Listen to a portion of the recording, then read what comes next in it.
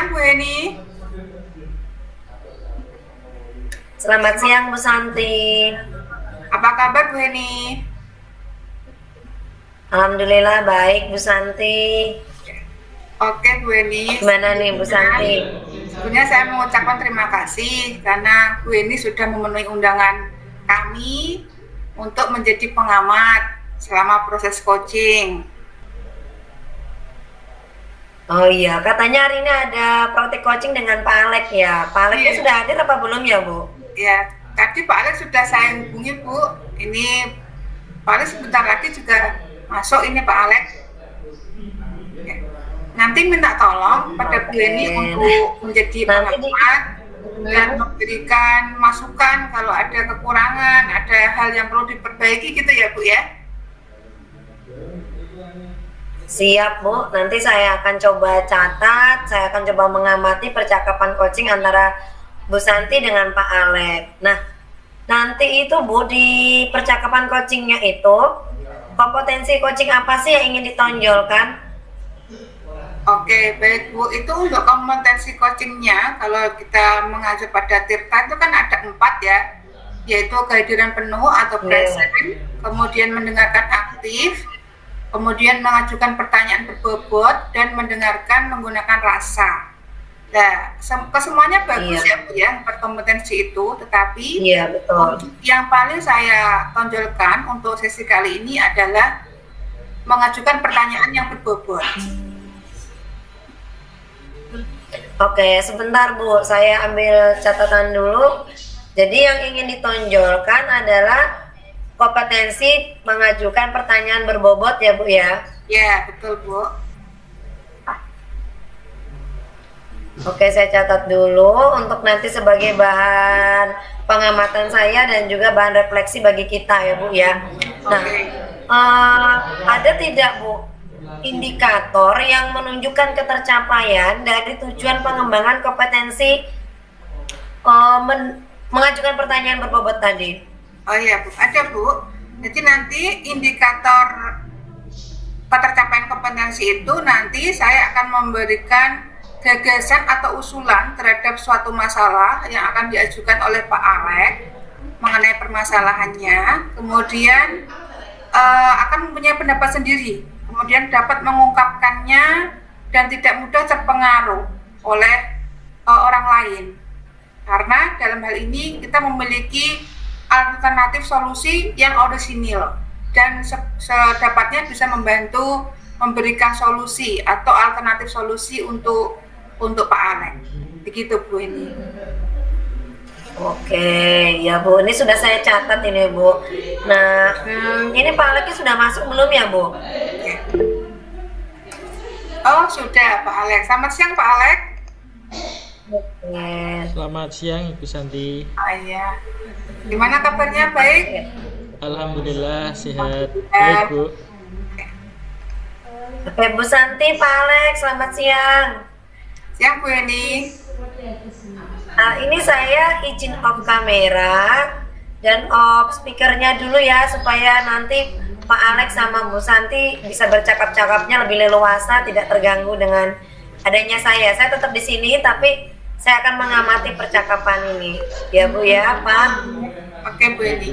Oke, saya off kamera dulu.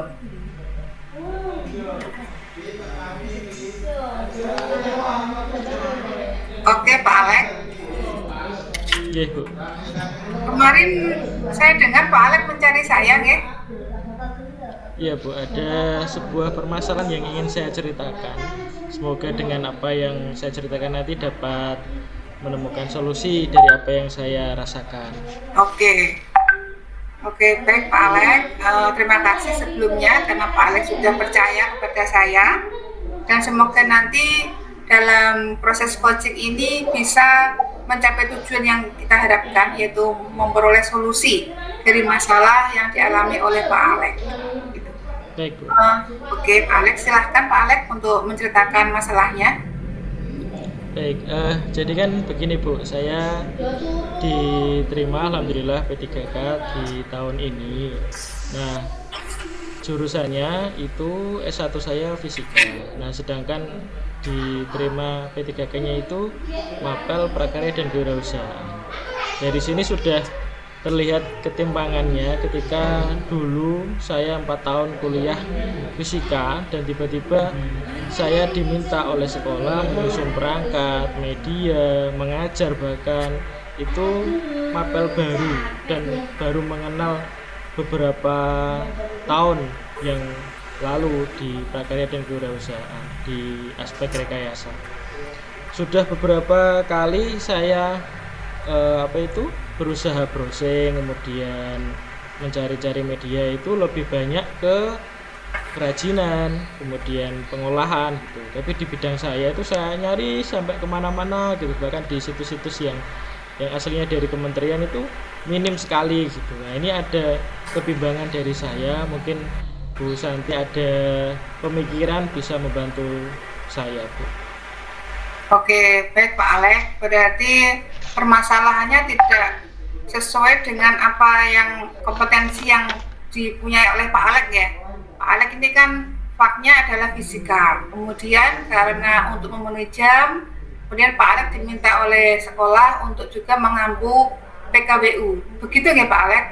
Iya betul Bu. Jadi sebetulnya ya tidak secara utuh tidak berhubungan dengan mapel, tapi sangat sedikit gitu. Misalkan ya masih ada contoh listrik itu pernah saya pelajari, elektro juga pernah saya pelajari di kuliah, cuma tidak secara utuh gitu Bu. Jadi menjelaskannya ya paling 1/4 atau setengah gitu yang bisa saya share dengan anak-anak gitu. Bagaimana caranya kita hadir di dalam kelas itu bisa memberikan full fasilitas, bagaimana gurunya juga siap, juga bisa memberikan yang terbaik untuk siswa. Oke. Saya memahami untuk permasalahan Pak Alex ini memang butuh proses ya Pak Alex, karena memang untuk bisa menyampaikan ke anak didik dengan pemahaman yang berbeda, yang asalnya adalah fisika, kemudian juga ada tugas lain seperti PKWU, itu memang membutuhkan proses sekaligus juga waktu. Kemudian untuk dalam bayangan Pak Alex nih, Bapak mengharapkan seperti apa? Untuk kondisi yang seperti ini itu harapan Pak Alex seperti apa Pak? Jadi harapan saya ya bisa memahami secara utuh itu Bu, aspek yang ada di dalam kalau sekarang saya pegangannya adalah buku paket gitu. Jadi saya ingin punya gambaran secara utuh, bisa berkomunikasi, bisa share media, atau bahkan bisa meminta, bisa ATM media-media yang mungkin sudah dibuat oleh teman atau pendahulu saya yang sudah mengajar PKWU begitu, supaya tidak menggali dari awal, karena energi yang dibutuhkan menurut saya kalau menggali dari awal itu kan terlalu berat gitu. Langkah baiknya kalau keinginan sih ada gitu, kita tinggal amati, tiru, modifikasi begitu. Oke, baik Pak Alex. Memang harapannya Pak Alex itu memang sinkron ya, artinya ketika Pak Alex nanti dari awal lagi itu kan memang butuh waktu dan pemahaman yang lebih. Sudah betul itu cara Pak Alex itu bisa mengakomodir dengan rekan sejawat mengenai buku paket, kemudian media pembelajaran ataupun hal-hal yang berhubungan dengan PKWU, karena memang ini adalah sesuatu yang baru untuk Pak Alex. Jadi nanti bisa saling ATM, amati, kemudian tiru, tetapi tidak plek ya Pak. Artinya kita sebagai guru harus bisa memodifikasi, jadi tidak terjadi plagiatisme, ngoten nggih. Kemudian menurut Pak Alex, apakah ada alternatif yang lain Pak? Langkah yang bisa dilakukan Pak Alex selain yang tadi Pak Alex sebutkan? Sebetulnya ada Bu, cuma ini hanya gagasan saya. Jadi karena PKWU itu yang rekayasa kan belum punya laboratorium. Nah, di SMA kami itu ada 4 lab komputer gitu. Jadi kita bisa membuat sebuah desain, atau misalkan ada desain elektro gitu. Biasanya kan kalau punya lab kan di solder kemudian disusun langsung gitu. Nah karena belum punya, nah ini saya menggunakan ada 4 lab komputer itu sebagai salah satu media bagaimana anak-anak ini bisa punya produk tetapi masih berupa software gitu, masih perangkat lunak, tapi mereka punya gambaran, punya dasar. Nanti ketika punya lab langsung atau ketemu bahannya secara langsung, contoh saya contohkan resistor gitu, mereka tidak kaget tuh, karena dia sudah melihat gambarnya, sudah punya desainnya dulu gitu. Tinggal kalau nanti dicoba dulu apakah nanti konslet apa tidak di laboratorium virtual itu, di komputer, di lab komputer. Nah kalau sudah, nanti ketika ya bisa saya mintakan mereka untuk desainnya di rumah gitu. Jadi secara langsungnya di rumah, silakan di rumah atau bahkan di luar kelas, tapi yang penting desainnya dulu dibuat sudah benar, tidak konslet, baru nanti dipraktekkan walaupun belum punya lab rekayasa. Itu sebenarnya sudah bagus nih Pak untuk gagasan Pak Alex itu. Jadi dengan adanya menggunakan lab komputer itu sebagai media, sehingga sekiranya anak-anak itu dapat pemahaman dan tidak kaget ya. Ketika dalam pembelajaran itu mereka sudah bisa melakukan desain terlebih dahulu, kemudian punya imajinasi mengenai wawasan yang materi yang akan diberikan oleh Pak Alex. Kemudian Pak Alex, dari dua langkah itu, menurut Pak Alex yang paling esensi atau efisien dan dilakukan oleh anak didik itu yang mana Pak Alex? Sebetulnya dua langkah itu sudah saya lakukan Bu, yang bertemu dengan teman sejawat, menggali informasi dan sebagainya itu sudah. Cuma kelemahannya itu tadi, kita aspeknya berbeda. Jadi teman satu rekan ini satu sekolah itu aspeknya pengolahan, tidak direkayasa. Jadi yang ingin saya terapkan itu sebetulnya pengennya ketemu yang langsung gitu, yang antara rekayasa dengan rekayasa. Kemudian yang kedua itu juga sudah saya lakukan, bahkan dimasuk ke dalam lab, bahkan hampir setiap hari saya masukkan lab komputer. Nah menurut saya pribadi yang langsung mengena ke anak ya di lab itu Bu. Jadi di lab, bahkan ketika kita tidak punya informasi karena sudah di lab komputer, sudah ada akses internet, kita kan tinggal cari. Jadi kalau komputer kemudian akses internet ada, apa yang kita tanyakan di otak kita kan sebetulnya sudah ketemu jawabannya, tinggal bagaimana kita mengaplikasikannya di dalam dunia nyata atau di dalam pembelajaran. Jadi yang kedua. Oke, baik Pak Alex. Berarti dalam hal ini Pak Alex itu sudah mempunyai tujuan yang jelas, kemudian juga mempunyai rencana aksi untuk mengatasi permasalahan yang sedang dihadapi oleh Pak Alex. Nah, sekarang yang perlu kita acu adalah bagaimana dalam tanggung jawab itu membuat komitmen atas hasil yang ingin dicapai.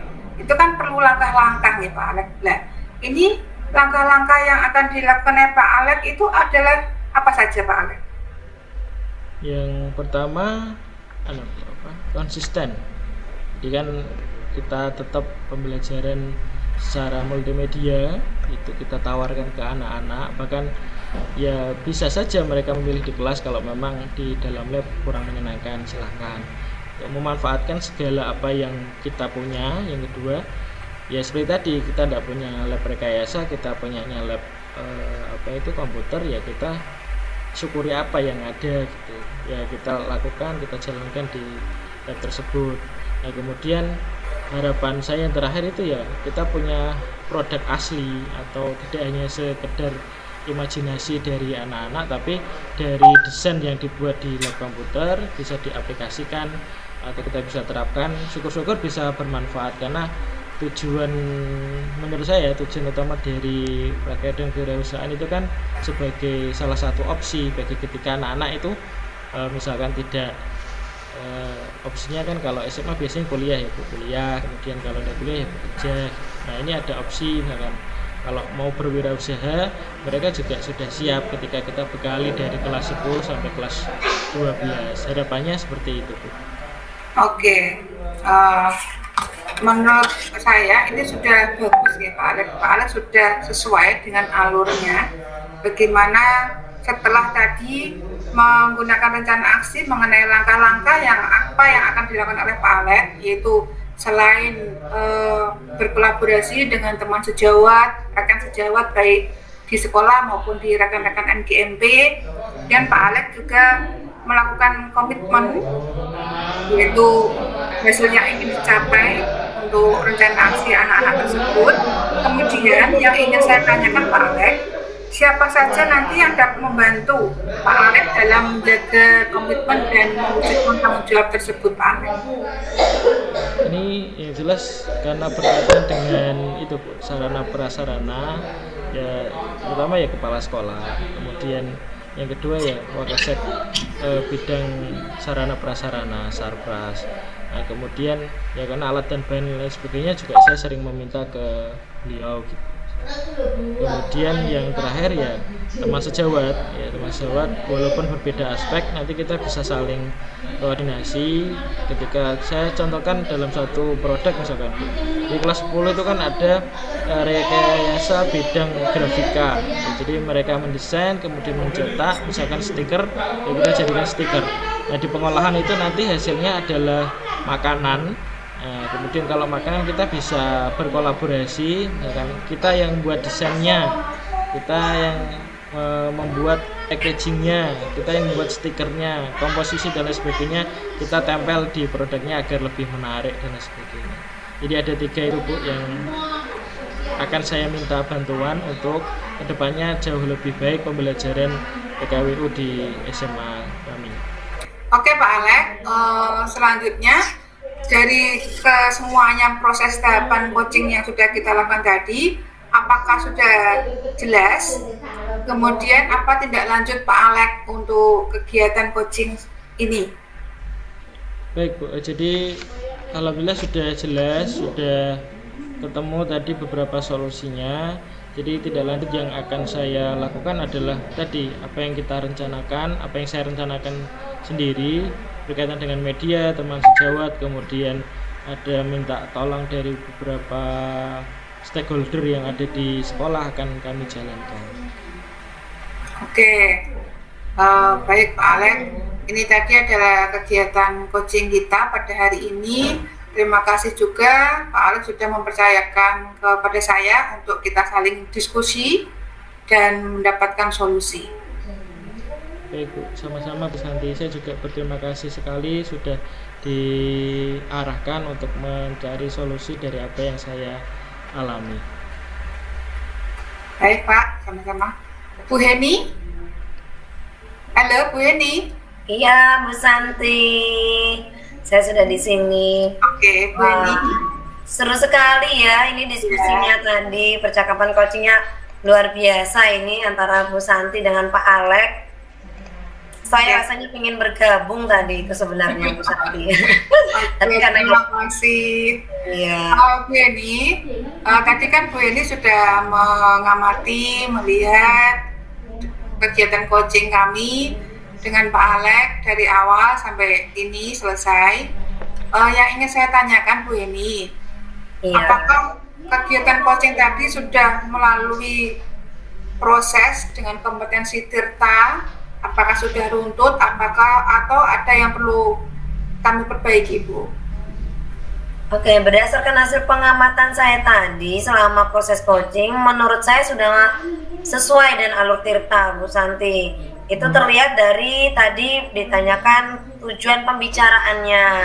Ya, tadi membicarakan tentang permasalahan Pak Alex yang tugasnya itu yang dulunya guru mapel apa tadi Bu Santi? Fisika, jadi harus memegang mapel yang lain ya tadi, desain apa? Ya. Nah, kemudian juga tadi ada identifikasi dengan menghubungkan fakta atau juga tadi rencana apa, solusi apa yang harus dilakukan oleh Pak Alex gitu ya. Kemudian tadi juga ditanyakan ukuran keberhasilannya, indikatornya, kemudian jangka waktunya kapan, itu juga sudah terlihat sekali. Dan yang terakhir itu tadi adalah tanggung jawab, di mana siapa yang dapat membantu Pak Alex untuk menjaga komitmen ini. Dan Pak Alex tadi menjawab dengan berbagai pihak ya, kepala sekolah dan yang lainnya, karena untuk menyiapkan sarana dan prasarananya itu ya. Menurut saya sudah sangat bagus Bu Santi, karena Bu Santi juga sudah menunjukkan sikap yang mendengarkan aktif ya, kemudian membantu coaching merangkum fakta, menggali ide, gagasan-gagasan kemudian memberikan pertanyaan terbuka sehingga Pak Alek itu dapat tergali ide-idenya, gagasan-gagasannya itu ya. Pak Aleknya juga harus bisa terstimulasi lah ya, sehingga dapat memberikan jawaban sambil berpikir tadi.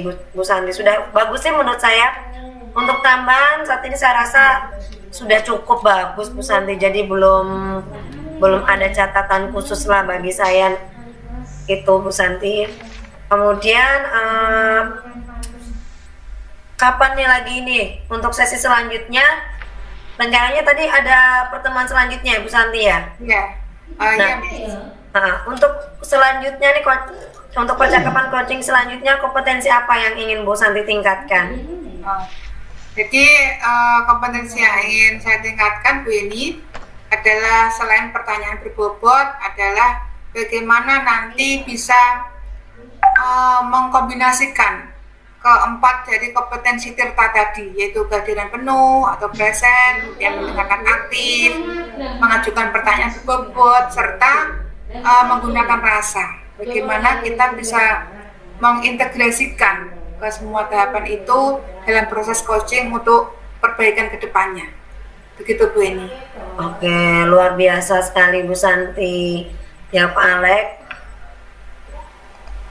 Halo, iya Bu Eni, siap. Oke, nanti untuk percakapan selanjutnya, percakapan coaching selanjutnya saya diundang lagi nggak nih Bu Santi, Pak Alek?